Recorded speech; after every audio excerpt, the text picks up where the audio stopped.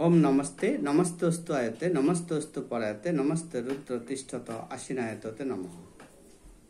चलुन बंधुगण, आज के आमरा सनातन धर्मेर जे 16टी संस्कार रयेछे सेई 16टी संस्कार सम्पर्के जानी एवं एर परवर्ती भिडियोते এই 16টি संस्कार जानार परे आमरा श्राद्ध ओ तर्पण एवं पिंड दानादि सम्पर्के विस्तारित आलाप करब बा आलोचना करब। এই श्राद्ध तर्पणादि ओ पिंड दानादि सम्पर्के सम्यक धारणा राखते गेले तार आगे आमादेर এই যে বেদের নির্দেশিত 16টি संस्कार सम्पर्के जानते হয়। तारपर श्राद्ध एवं तर्पणादि पिंड दानादिर कथा आमरा आलोचना करब। ताहले सनातन धर्मेर 16टी संस्कार केन गुरुत्वपूर्ण ता निये एकटु आलोचना करी। এই 16টি संस्कारेर नाम हलो 1 गर्भाधान, पुंसवन, सीमन्तोन्नयन, जात कर्म, तारपरे नामकरण, निष्क्रमण, अन्नप्राशन, चूड़ाकर्म, कर्णवेद, उपनयन, वेदारम्भ, समावर्तन, तारपर हच्छे विवाह, बानप्रस्थ, सन्यास और अन्त्येष्टि। ताहले शेषे आछे अन्त्येष्टि। ताहले मोट संस्कार हच्छे 16टी। पुरोहित दर्पण मते संस्कार हच्छे 10टी। ताहले 6टा संस्कार तारा की बाद दिल और এই 6টা संस्कार आमादेर जन्य केन गुरुत्वपूर्ण। 6টি संस्कार जारा बाद दिएছেন সেগুলো হচ্ছে 1 निष्क्रमण, 2 कर्णवेद,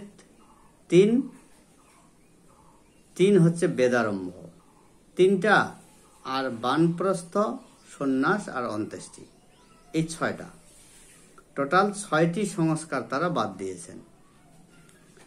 দিয়েছেন ঠিকই, কিন্তু সংস্কারগুলো আবার ডিরেক্টলি না মানলেও ইনডিরেক্টলি মানে। যেমন অন্ত্যেষ্টি কর্ম কিন্তু তারা ঠিকই করে, কিন্তু এটাকে ওরা ইচ্ছা করে বাদ দিয়েছেন। আবার সনাতন ধর্মের মানুষ যেন সংস্কারে না আসতে পারে বা জ্ঞানী না হয়, এই অজ্ঞানী এবং ভূত বানানোর জন্য তারা উপনয়নের পরে যে বেদারম্ভ অর্থাৎ বেদ পড়ার আরম্ভ এই সংস্কারটা করায় না। কারণ সনাতন ধর্মের সন্তানেরা বেদ পড়লে তো জ্ঞানী হবে। এই জন্য সনাতন ধর্মের সন্তানরা যাতে করে বেদ পড়ে জ্ঞানী না হয়, তারা যেন চিরকাল শাস্ত্র সম্পর্কে অজ্ঞানী থাকে, তারা যেন কুসংস্কার ছেড়ে সুসংস্কারের দিকে না আসে, তারা যেন সংস্কারিত না হয়, সেজন্য ব্রাহ্মণরা চালাকি করে বেদারম্ভ সংস্কারটাকে বাদ দিয়েছেন। এইবার ওরা যে চালাকি করে বেদারম্ভ সংস্কারটা বাদ দিলেন, অথচ তারা কি করলেন, সমাবর্তন সংস্কারটা ঠিকই রাখলেন। কিন্তু এটা তারা জানে না যে বেদারম্ভ ছাড়া সমাবর্তন সংস্কার করা যায় না। কারণ বেদারম্ভ সংস্কারেই একমাত্র উপনয়নের পরে সন্তানেরা গুরুগৃহে চতুর্বেদ পাঠ শেষ করে পুনরায় পিতৃগৃহে ফিরে আসার আগে আচার্য বা গুরু যে একটি সংস্কার করে সেটা হচ্ছে সমাবর্তন। তাহলে যেখানে বেদারম্ভ অর্থাৎ বেদ বা চতুর্বেদ পাঠ শেষ হলোই না, সেখানে সমাবর্তন সংস্কার তারা কিভাবে করলেন? এই যে সনাতন ধর্মকে ভূত সাজিয়ে রেখেছে একমাত্র ব্রাহ্মণরা, যাতে করে সনাতন ধর্মের সন্তানেরা জ্ঞানী না হয়, অজ্ঞানী হয়ে ভূত সেজে থাকে, সেজন্য তারা উক্ত বেদারম্ভ সংস্কারকে কাটছাট করে সমাবর্তনে ডিরেক্টলি নিয়ে এসেছেন।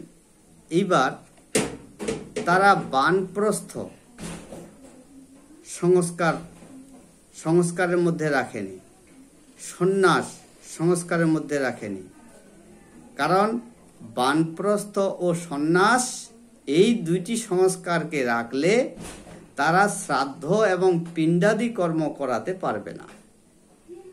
কারণ আমাদের সনাতন ধর্মে যে চতুরাশ্রম রয়েছে, 4টি আশ্রম রয়েছে, যথা ব্রহ্মচর্য, গার্হস্থ, বানপ্রস্থ এবং সন্ন্যাস, এই 4টি আশ্রম, এই 4টি আশ্রম যদি আমরা পুরোপুরিভাবে অ্যাপ্লাই করি, পুরোপুরিভাবে অনুসরণ করি, তাহলে কিন্তু সনাতন ধর্ম থেকে শ্রাদ্ধ এবং পিণ্ডদানাদি কর্ম উচ্ছেদ হয়ে যায়।